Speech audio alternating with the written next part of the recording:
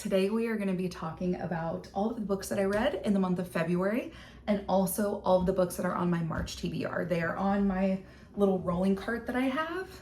The first book that I'm going to be talking about is The Favorites by Lane Fargo. I actually read this book with my book club. I host a monthly book club on Patreon.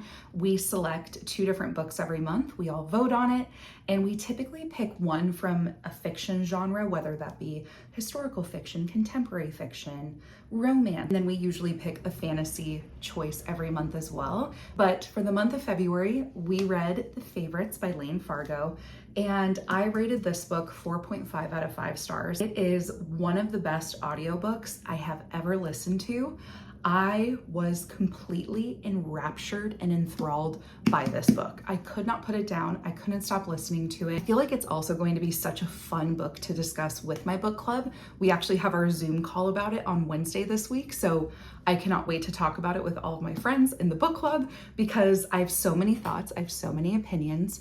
But in terms of what this book is about, it's about 2 figure skaters who are chasing their Olympic dreams. These are 2 characters, the female and the male main character, Katerina and Heath.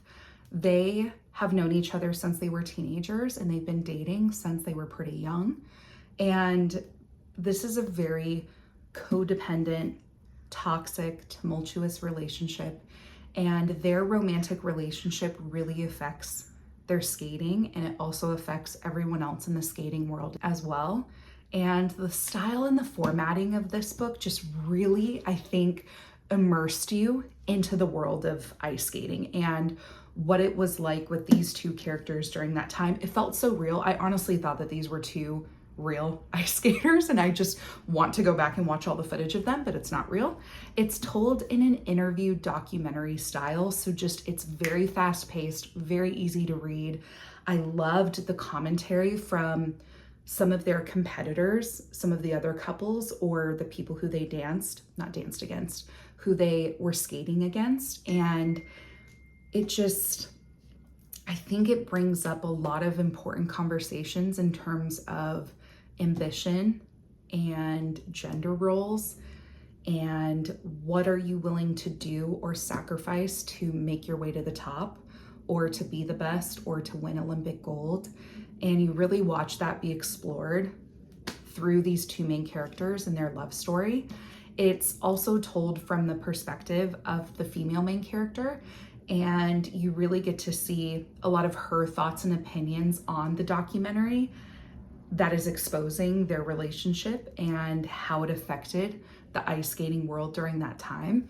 It's such a good book. I highly, highly recommend it. Please listen to it. Even if you're not an audiobook person, I can promise you, you will turn into an audiobook person after you listen to this book. It is phenomenal. I tabbed a lot of this book as well because it was that good. So we started off the month of February really strong. And then the second book that we read for the month of February in my book club was Onyx Storm. This was one of the most anticipated reads for me in 2025. And I was so excited to read this story. In terms of the Empyrean series, I loved Fourth Wing. That's the first book in the series. I rated that 5 stars. Iron Flame is the second book, and that came out over a year ago. I rated Iron Flame, I want to say I rated it 4 stars just because of the ending, but honestly, when I think back on it, I would rate Iron Flame 3 stars. And Onyx Storm, I rated this one 3.5 stars. The challenging part with this book is I did not reread Iron Flame before diving into Onyx Storm. I think that was a mistake on my part because I found myself really confused throughout this book. And I just felt like I forgot some key details, key main characters, side characters, the different places where they were, some of the politics with this world. I found myself being like, who's this person? Where is this place? Wait, what happened in the last book? And I really think that that's my own fault. I did listen to a couple different podcast recaps about Iron Flame before diving into this, but I honestly think I should have listened to or read Iron Flame before diving into Onyx Storm. I think I would have enjoyed it a little bit more. Overall though, the things that I liked about this book, I love Xaden and Violet. I love their relationship. I'm so glad we got to see more of their relationship in this book, because Iron Flame, we didn't get to see a lot of their relationship, and I loved being able to have that in this book. I think you watch and you see both of them really grow and mature a little bit more from where they were in the last book to this one. So I liked seeing that growth. I love the dragons in this book. It's one of my favorite parts of the Empyrean series. That's really hard to say fast. Empyrean series. I keep wanting to say cities. I don't know why. But anyway, I love the dragons in this, and we learned a little bit more about the venom. If you are familiar with this series, then you know what that means, but I don't want to give away too much because it is the third book in a series. But overall, I did enjoy it. I am so excited though to discuss it with my book club tonight. Actually, we are hopping on Zoom tonight, and we will be diving into theories and things that we think are going to happen in books 4 and books 5. So I'm very excited to talk about this with other people, and I think that enhanced my overall enjoyment of this book, but not a favorite fantasy series for me personally. The next book that I read, I wanted just a palate cleanser. I needed something that didn't require as much brain power, and this was the perfect book. It's All the Missing Pieces by Catherine Cowles. I actually listened to this one, and because I enjoyed it so much, I bought the physical book. And the audiobook was fantastic. It's dual POV, so you get to hear from the female and the male main character. It's a romance, but also thriller / true crime. Think Crime Junkie podcast with small town romance, grumpy sunshine. It's just got so many fun tropes in it. It was such a quick, easy read, and I loved it for that. It was just one that really gripped me. I wanted to know what was going to happen. I was really invested in the mystery crime part of this too. Overall, I just thoroughly enjoyed this. It was such a fun read. I rated it 3.5 out of 5 stars. I will definitely be reading more from Catherine Cowles because I just think it was such a great palate cleanser book, and I had a really good time with this one.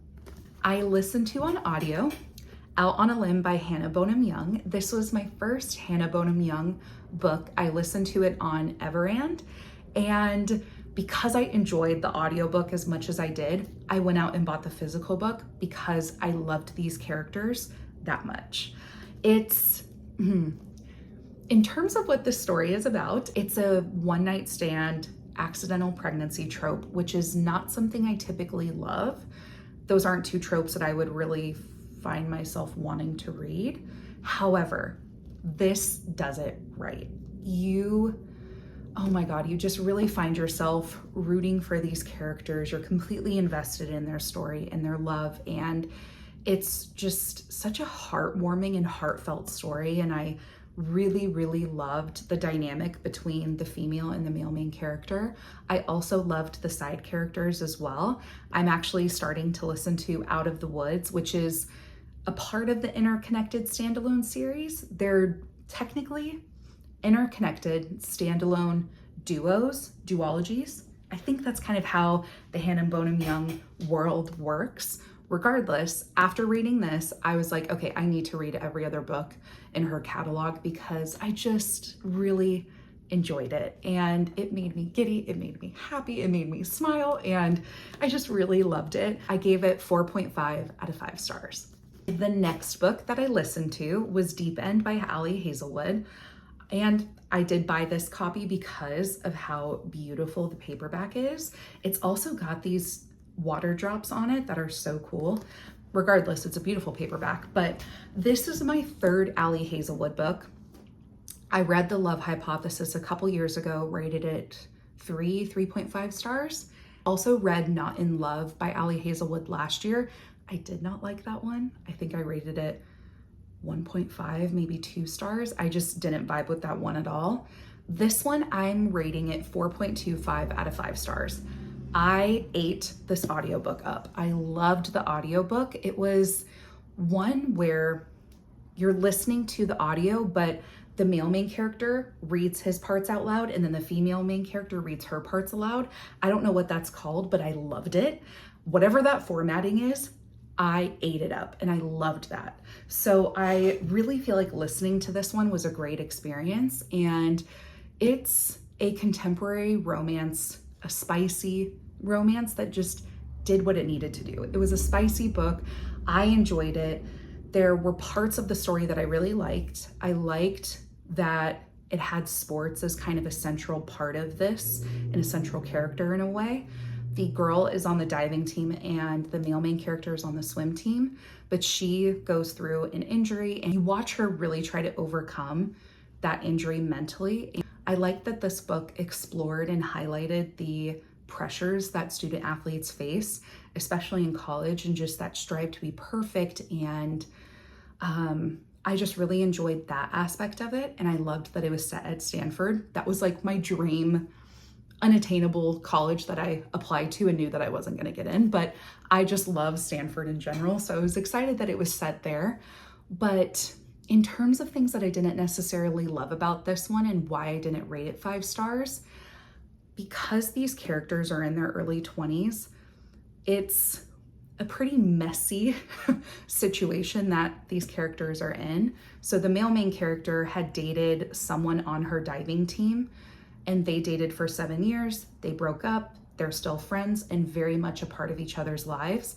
And then he moves on with the girl who's the main character in this. And Scarlett and him engage in like a friends with benefits situation first, and then it grows into more. And the thing that I didn't love was that the ex-girlfriend who is on her diving team and is one of her closest friends, her best friend, she's still very much a part of their relationship.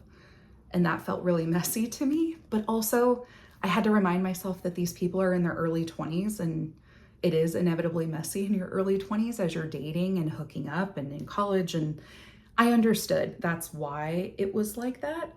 I just feel like they were really considering the ex-girlfriend's feelings a little bit too much in their relationship. So that just was kind of annoying to read and listen to. But overall, I did really enjoy it. I ate it up. It was such a bingeable book.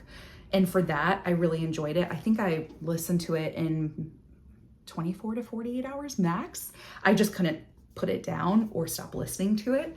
So next book that I read was Promise Me Sunshine by Cara Bastone.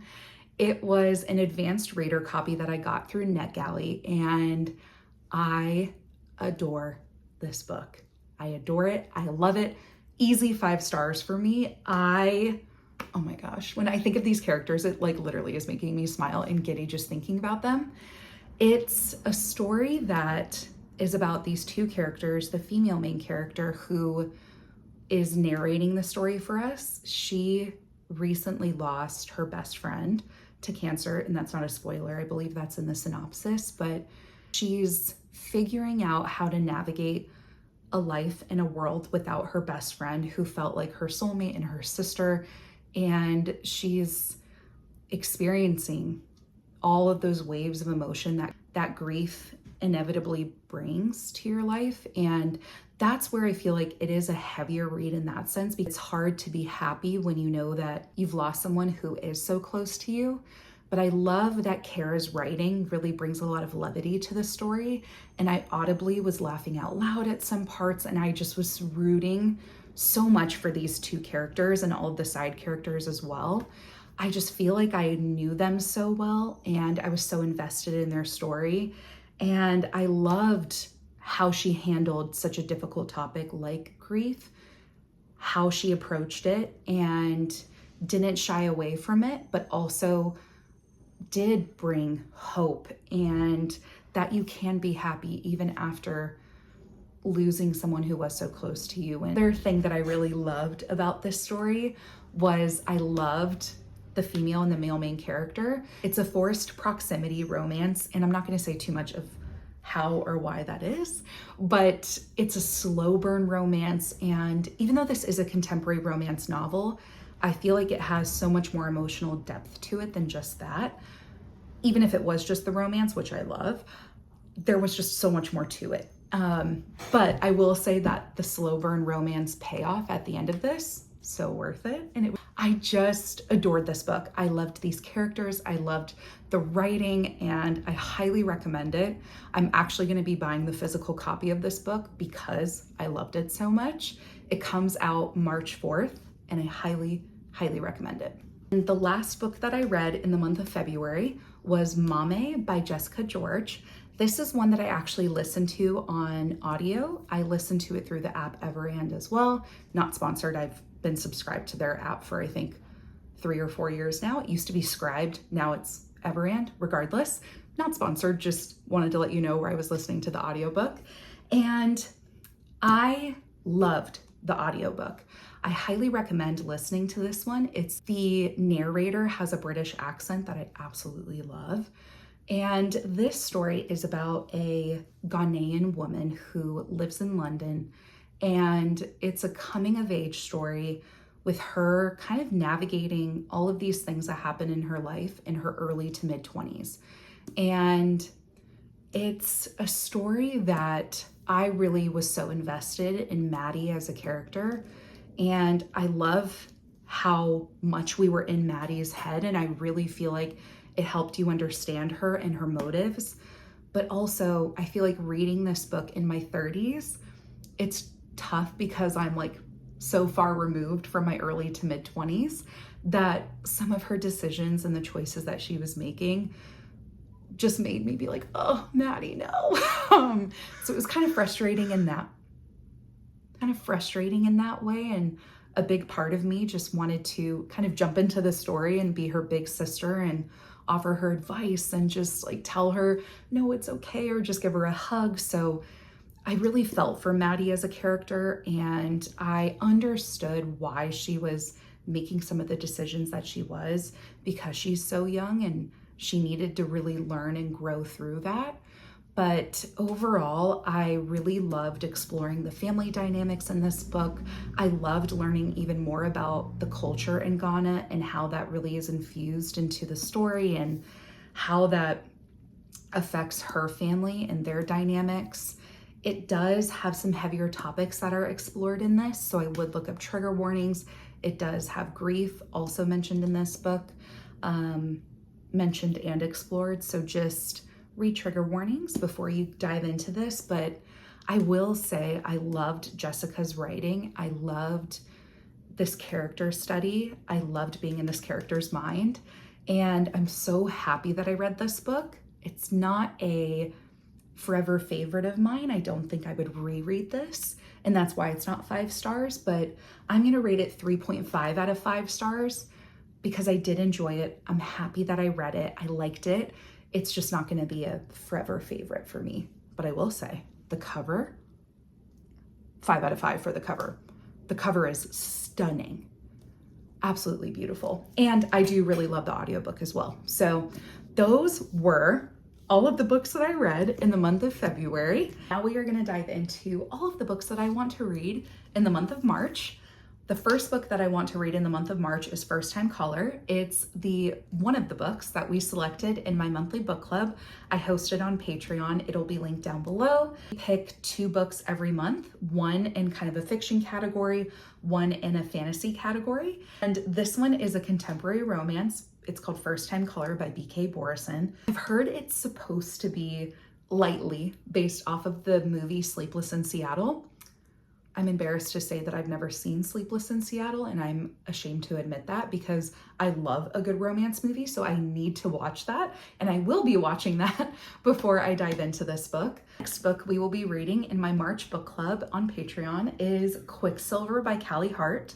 This is the fantasy choice that we all voted for, and it's a romantasy. I know nothing about it really, other than the fact that it's on Kindle Unlimited too, I think, but I'm really excited to read this with everyone. It is a heftier, bigger book, but excited about it nonetheless. The next book I am so excited to read in the month of March is a new release that is coming out. It's the 3rd book in the Rose Hill series. I'm gonna be reading it on my Kindle. That's why my Kindle's here. But I brought the 2nd book out just to show a visual. I am so excited to read the 3rd book in this series. It's, I believe, called Wild Side, right? It's the green one. It's the green book. It's the third book in the Rose Hill series by Elsie Silver. This is a series that I started last year and I absolutely love. I honestly love any book that Elsie Silver writes. It's the perfect small town cowboy romance, great form of escapism. I just really love her contemporary romance novels, and Wild Eyes was the second book in the series that I read last year, gave it 5 stars. The first book, Wild Love, I gave 4 stars, still loved it, but this one was a favorite. So I'm very, very excited to read the third book that comes out in March. Next book on my March TBR will be Beg, Borrow, or Steal by Sarah Adams. I actually started listening to this one on Spotify, but I ran out of my audio listening hours because I listened to TBR.END on Spotify for the month of February, and started this one, got I think 15% of the way in, and I love that it's a enemies to lovers romance, I believe. I haven't gotten that far into it, but it's with 2 second grade teachers, and I used to teach second grade, so I really like that part of it. And it's based in a small town. It definitely feels like a Gilmore Girls kind of small town in a way, where everybody knows one another. And I enjoyed the first 15%, so I definitely want to finish this. My friend actually let me borrow her physical book because she's read the other books in the Interconnected Standalone series. I have not, but she said this one is the best book in the Interconnected Standalone series. So I'm just gonna finish this one up in the month of March. Next book that I want to read in the month of March is Just Mercy by Bryan Stevenson. This is a book that was adapted to screen and was a movie that came out, I think, a couple years ago, and I loved the movie. I bawled my eyes out watching that movie. And it's a book that I know I want to read, I need to read. I'm very excited. I don't know if excited's the right word, but this is a book that I know I want to read and I need to read, and I've heard nothing but good things about the way that this book is written and the fact that it explores the justice system and the injustices within that system, especially with the death penalty. So I am looking forward to reading this book in the month of March. It's definitely probably going to be one of the most important books that I read this year. Last but not least, the last book on my TBR. I have it in my little protective sleeve because this is my baby and my pride and joy right now. I am, sadly, oh, my tabs are falling out. I have my tabs in here too, but I am sadly on the last book in the Throne of Glass series. I finished the tandem read in the month of January, and I have been putting off reading Kingdom of Ash because I just don't want this series to end. I don't want to say goodbye to these characters. I am so invested in every single storyline, every single character. I love this world so much. And if you would have told me that I would be this obsessed and this invested by the last book when I started the series, I would have laughed in your face because I didn't love the first 3 books. They just kind of dragged for me. I didn't have a lot of motivation to pick them up. And it was hard because I really was comparing Throne of Glass to ACOTAR. And ACOTAR is one of my favorite series of all time, but it's a completely different fantasy genre. This is more fantasy forward. And then in the later books, you get more of that romanticy vibe. Whereas ACOTAR, I feel like, is a true romanticy where it's more romance forward. So you really can't compare the 2 series. And everybody told me that, and I just didn't listen. But I am happy that I did listen to my friends that said, just stick with it. Even though the first few books are hard to get through, the payoff is so worth it. And now that I'm on the last book in the series, which is 900, almost 1,000 pages, which is wild. I almost wish it was longer because I just don't want to say goodbye to these characters. And I just keep putting it off because I'm just not ready to say bye. And I know this book is going to emotionally rip my heart out. But all that to say, this is on my TBR for the month of March, if not through the month of April, just because I want to take my time with it. I don't want to rush it. So this is one that's gonna kind of be on the TBR, and I'll be slowly savoring every single word and every single second of it. Okay, all that to say, those are all of the books that I want to read in the month of March and all of the books that I read in the month of February. I would love to know, what books do you have on your March TBR? And if you've read any of those, let me know your thoughts, opinions, feelings down below. Thank you all so much for watching this video. I hope you have a wonderful rest of your day or night, wherever you're watching from.